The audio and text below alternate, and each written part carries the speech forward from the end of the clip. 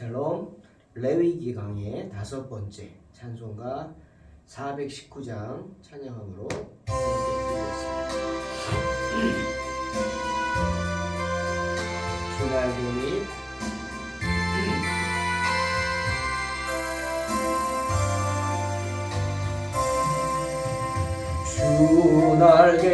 주날개미 내가 편안히 쉬네. 밤 깊고 비바람 불어쳐도 아버지께서 날 지켜주시니 거기서 편안히 쉬리로다. 주 날개미 평안하다. 그 사랑 끈을 잡이며 주 날개미 내 쉬는 영원히 거기서 살리. 주 날개미 나의 피난처 되니 거기서 쉬기를 원하노라. 세상이 나를 위로치 못하나 거기서 평화를 누리라. 주 날개미 즐거워라. 그 사랑 끈을 잡이며 주 날개미 내 쉬는 영원히 거기서 살리. 주 날개미 참된 기쁨이 있네. 고달픈 세상 길 가는 동안 나 거기 숨어 돌보심을 받고 영원한 안식을 얻으리라. 주 날개미 즐거워라. 그 사랑 끈을 잡이며 주 날개미 내 쉬는 영원히 거기서 살리.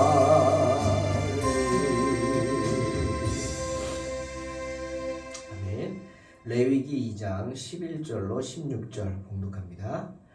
너희가 여호와께 드리는 모든 소제물에는 누룩을 넣지 말지니 너희가 누룩이나 꿀을 여호와께 화제로 드려 사르지 못할지니라.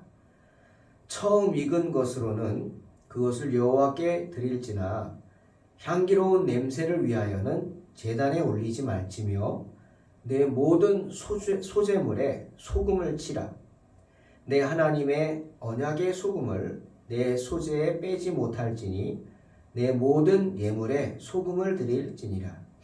너는 첫 이삭의 소제를 여호와께 드리거든 첫 이삭을 볶아 찌은 것으로 내 소제를 삼되 그 위에 기름을 붓고 그 위에 유향을 더할지니 이는 소제니라.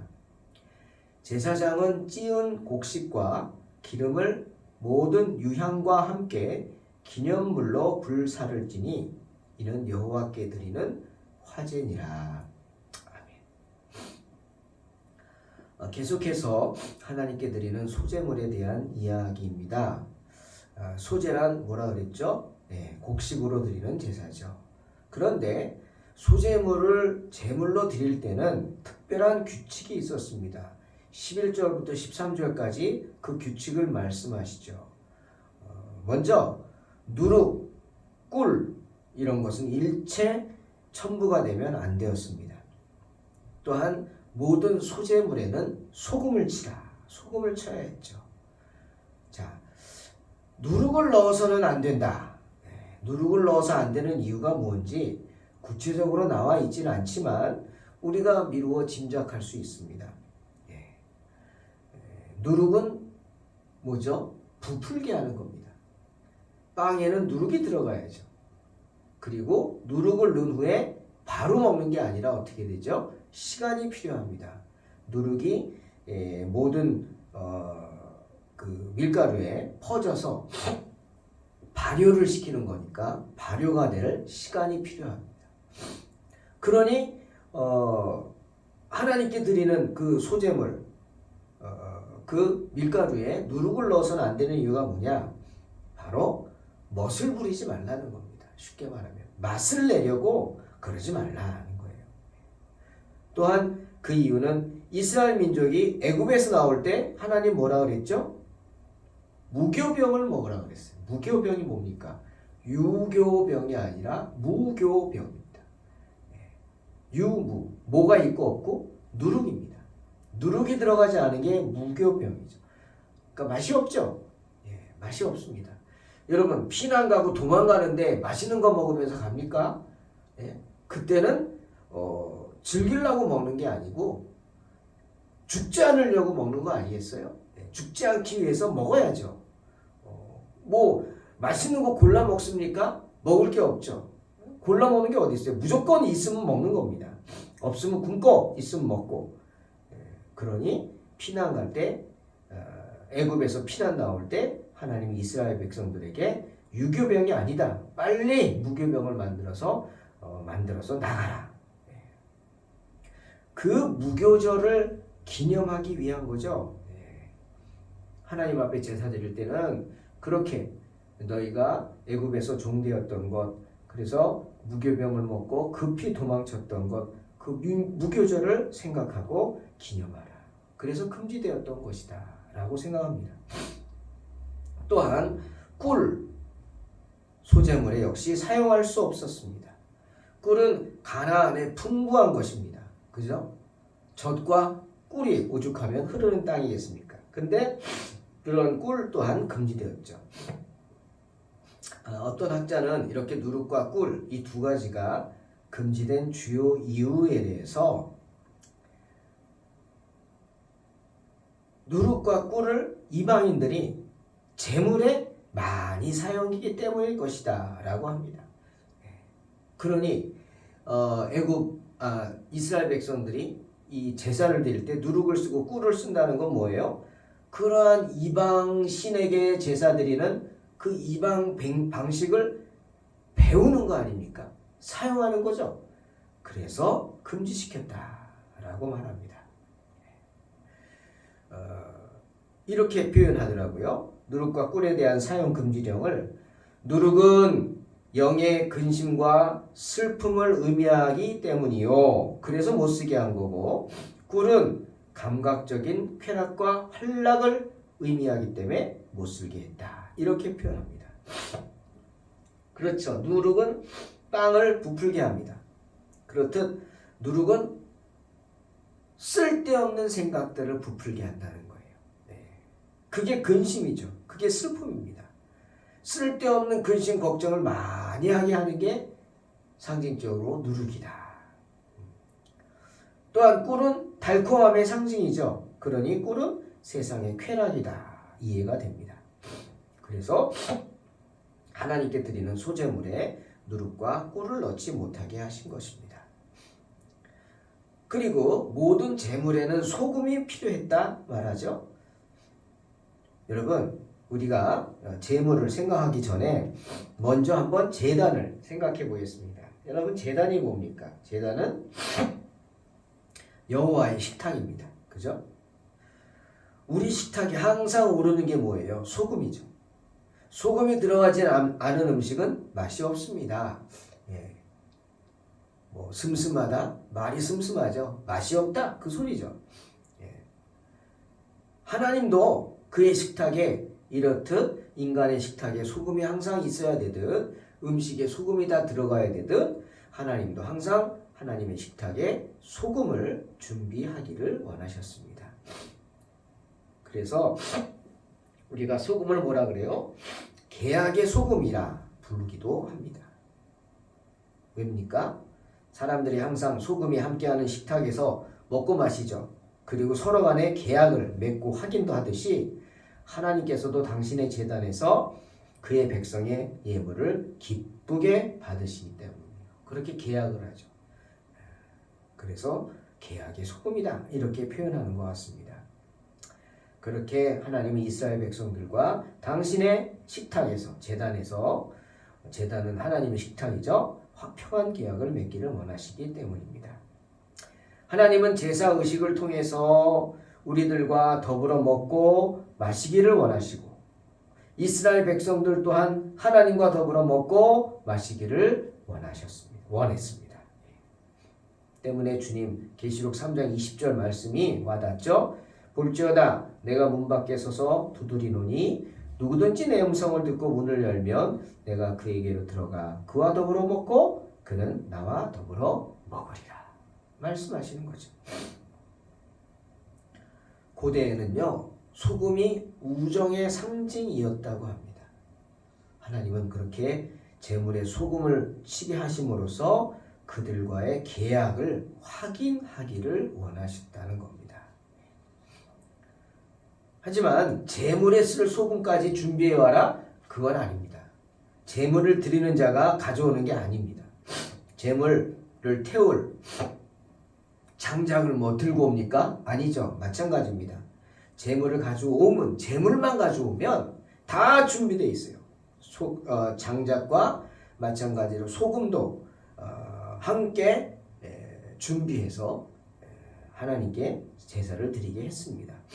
스가랴 7장 20절 22절에 이런 사실을 말씀하는 내용이 나옵니다. 그 외에도 내 하나님의 성전에 쓰일 것이 있어서 내가 드리고자 하거든 무엇이든지 궁중 창고에서 내다가 드릴지니라. 궁중 창고.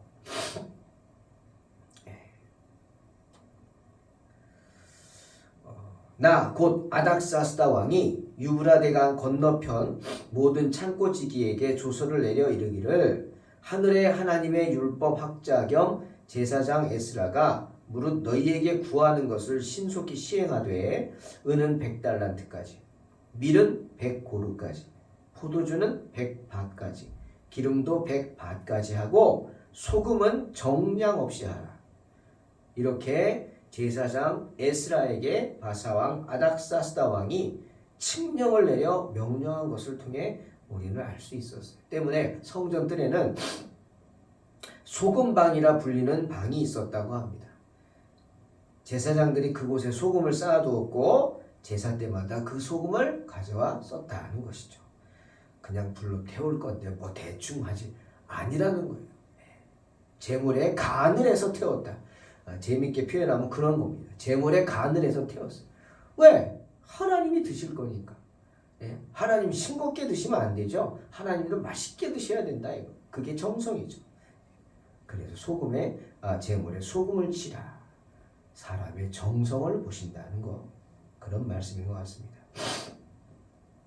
다음에 14에서 16절까지는 첫 소산물에 대한 짓이죠. 농산물의 첫 소산에 관한 의무는 신명기 26장 2절에 잘 나타나 있습니다.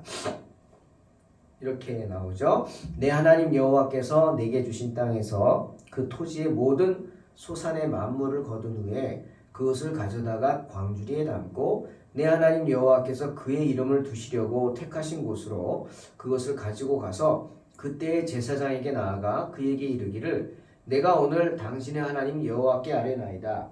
내가 여호와께서 우리에게 주시겠다고 우리 조상들에게 맹세하신 땅에 이르렀나이다 할 것이요 제사장은 내 손에서 그 광주리를 받아서 내 하나님 여호와의 제단 앞에 놓을 것이다. 이렇게 말씀합니다.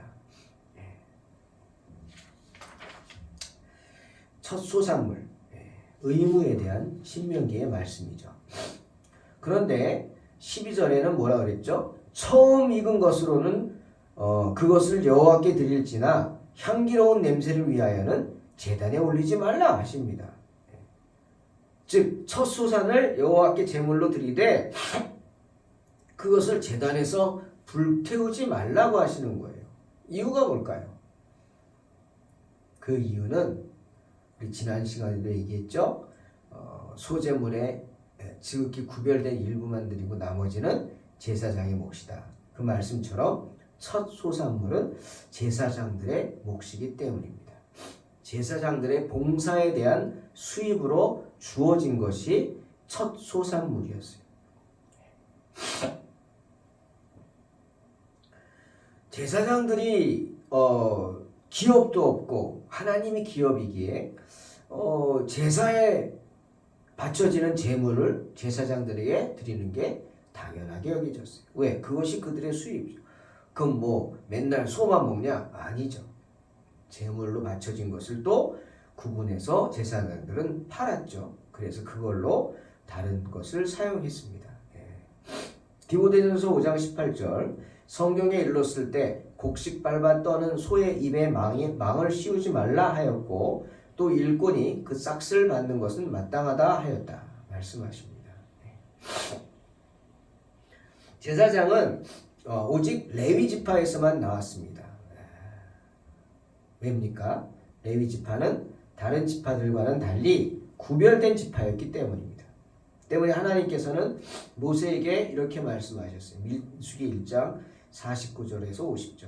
너는 레위 지파만은 계수하지 말며 그들을 이스라엘 자손 계수 중에 넣지 말고 그들에게 증거의 성막과 그 모든 기구와 그 모든 부속품을 관리하게 하라.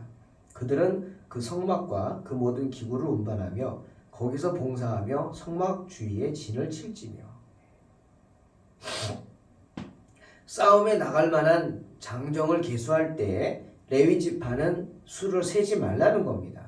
왜? 레위 지파는 군인으로 나설 수 없어요. 다른 제 일을 하면 안 돼요. 성막에 관한 일만 했어요. 레위 지파의 기업은 다른 이가 아닌 하나님이셨어요. 그러니 레위 지파는 싸움에도 안 나가는 건 물론이고 세금도 내지 않았죠. 또한 다른 지파에는 다 기업이 있었지만 레위 지파는 없었습니다. 목회자들 성직자들 세금 내는 거 많이 문제가 돼서 이제 세금을 내기로 다 했지만 그것을 반대한 이유가 이거였어요. 우리는 성경의 이유이기 때문에 그런 거고 또 객관적으로 교회 헌금은 세금을 낸 돈이잖아요. 그렇죠? 세금 낸 돈을 헌금하는 건데 세금 낸 돈을 또 세금을 내게 한다? 이중이죠. 그런 이유도 있는 겁니다. 아무튼 레위 지파는 세금을 내지 않았습니다. 하나님 일에만 전념했어요. 여호수아 13장 14절에서도 또 말하죠. 또 나옵니다. 오직 레위 지파에게는 여호수아가 기업으로 준 것이 없었으니 이는 그에게 말씀하신 것과 같이 누가 하나님께서 이스라엘의 하나님 여호와께 드리는 화제물이 그들의 기업이 되었습니다. 분명히 말합니다. 이스라엘 하나님 여호와께 이스라엘 백성들이 드리는 화제물, 제물이 그 레위 지파의 기업이 되었다라는 겁니다. 다른 지파들이 여호와께 드리는 화제물, 그 제물의 일부가 성전을 섬기는 레위 지파의 기업이 되었다. 분명히 말합니다. 때문에 오늘 하나님께 드리는 첫 소산물 역시 제사장들의 것이었다 말씀하는 거고요. 제사장의 무리들은 성전을 섬김으로 그것을 기업으로 삼아야만 했습니다. 때문에 나머지 지파들은 어떻게 해야 돼요? 하나님께서 정하신 율법에 충실해야겠죠. 성전의 제물을 성실히 드리고 그러면서 제사장과 레위인들은 누가 섬겨요? 나머지 11지파가 섬겨야 했습니다. 그것이 하나님의 뜻이었어요. 자, 또한 첫 이삭을 드리는 방법에 대해서 말씀하십니다. 물론 첫 이삭을 무엇을 드리든 그것은 드리는 사람의 마음이었습니다. 곡식이면 됩니다. 물론 자풀을 드려서는 안 되겠죠. 또 가인의 이야기 아니할 수 없는데 소재라서 하나님이 안 받았다? 아닙니다. 우리가 하나님께 드린 첫 번째 제사가 뭐라 그랬어요? 소제죠.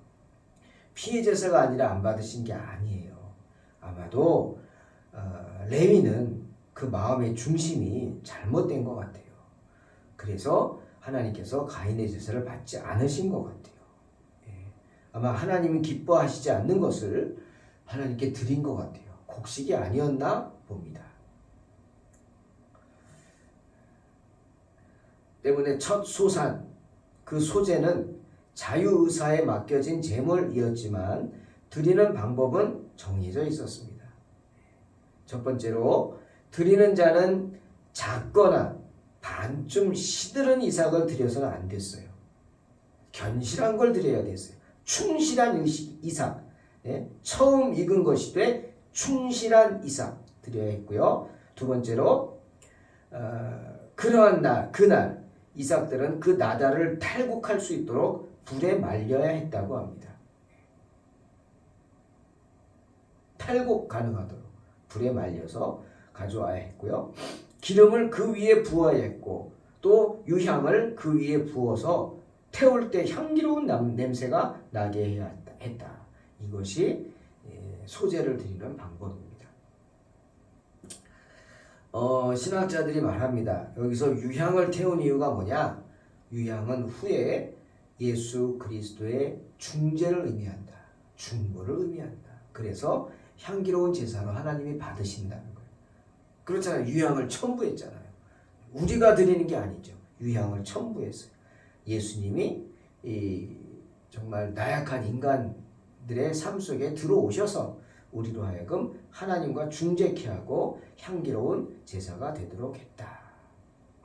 예수님의 그 헌신으로 인해서 우리의 오늘날의 모든 봉사가 하나님이 기뻐 받으시는 향기요 예물이 된다는 것입니다. 사랑하는 성도 여러분, 다시 한번 생각합니다. 재물이 아무리 좋다고요? 아무리 재물이 좋아도요, 유향이 빠져서는 안 됩니다. 기억하세요. 하나님과 화목하기 위해서는 그 방법을 지켜야죠. 그것이 바로 유향을 부어서 태우는 것입니다. 우리의 유향이 되신 예수 그리스도의 은혜를 잊으면 안 된다. 예수 그리스도의 중보가 필요함을 믿고 언제나 우리는 무엇을 하든 누구의 이름으로? 예수 그리스도의 이름으로 해야 한다는 것입니다. 언제나 예수 그리스도의 이름으로 하나님께 제사드리고 기도하고 모든 것을 드림으로 승리하는 저와 여러분 되시기를 주님의 이름으로 축원합니다. 기도하겠습니다. 하나님, 언제나 영원한 우리의 유향이 되시는 예수님의 은혜를 잊지 않고 항상 거룩한 제사를 드리기 힘쓰는 복된 성도들 되게 하여 주시옵소서. 예수님의 이름으로 기도하옵나이다. 아멘. 믿음으로 승리하시기 바랍니다.